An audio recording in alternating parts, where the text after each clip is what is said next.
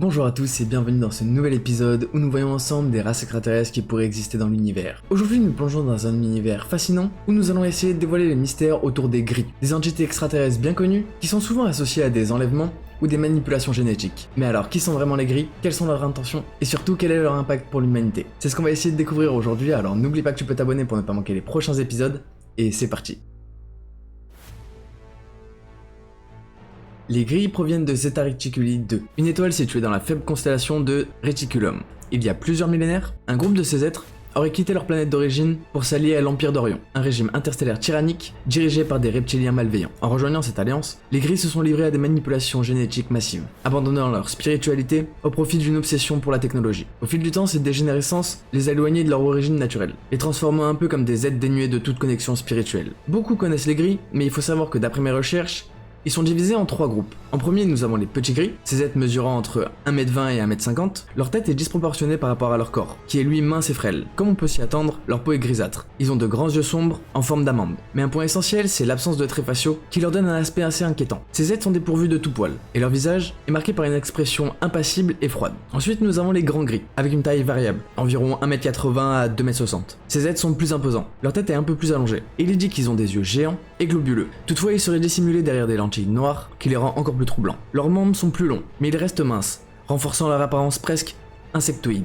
Et ils ont une peau pâle, ou grisâtre, semblant artificielle, dépourvue de toute vie. Pour finir, nous avons la troisième catégorie, à savoir les très grands gris. Ces entités pourraient mesurer entre 2m70 et 3m60. Contrairement aux deux précédents groupes, leur musculature est très développée, leur donnant une silhouette plus humaine. Toutefois, il est dit que leur visage est encore plus sinistre. Leur peau est gris foncé, marquée par des rides, et leurs yeux, bien qu'étranges et intimidants, sont plus humains, offrant une fenêtre troublante sur leur esprit corrompu. Les gris suivent une idéologie strictement centrée sur le service à soi-même. Ils ne respectent pas le libre arbitre des autres espèces pour satisfaire leurs besoins. Leur quête insatiable de pouvoir et de technologie les aurait éloignés de toute forme de spiritualité, les condamnant ainsi à une existence froide et calculatrice. Ils ont une obsession pour la survie de leur espèce, au détriment des autres, les rendant incapables d'empathie ou de tout remords. Les petits gris représentent la majorité de cette race déchue. Ils auraient perdu leur connexion à l'esprit en raison de siècles de consanguinité, de clonage et de dépendance à la technologie. Désespérés de retrouver cette connexion spirituelle, ils se sont tournés vers des manipulations génétiques pour sauver leur espèce qui serait en voie d'extinction. Alliés aux forces reptiliennes de l'Empire Orion, ils mènent des missions de collecte d'ADN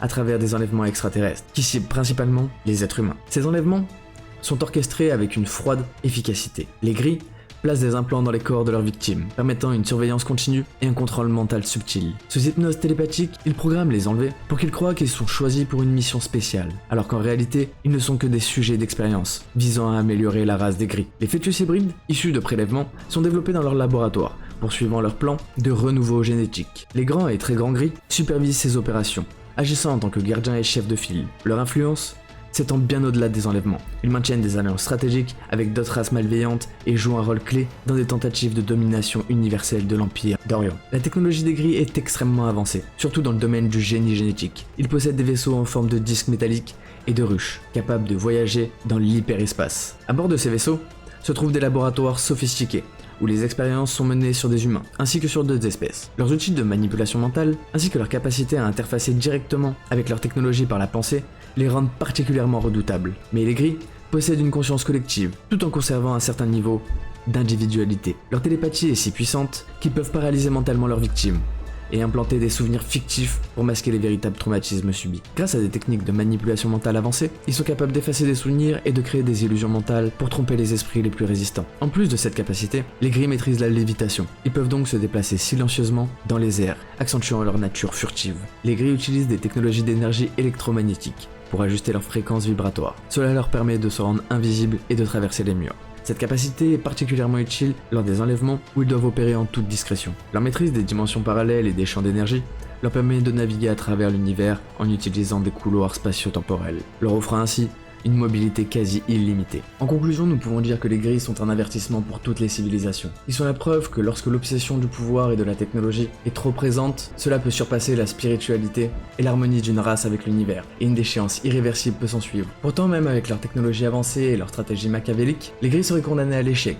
s'ils ne retrouvent pas ce qu'ils ont perdu, la connexion avec la source et la capacité d'aimer, ou d'empathie. Mais leur présence sur Terre n'est pas une fatalité. Nous avons peut-être le pouvoir de les repousser, et ce en élevant notre fréquence vibratoire et en nous connectant à notre essence spirituelle. Alors si vous avez trouvé cette exploration des grilles intrigante, n'oubliez pas que vous pouvez vous abonner pour ne pas manquer les prochains épisodes, likez et partagez cette vidéo, donnez-moi toutes vos théories en commentaire, et nous on se retrouve dans un prochain épisode. C'était Geek on Fire, peace out.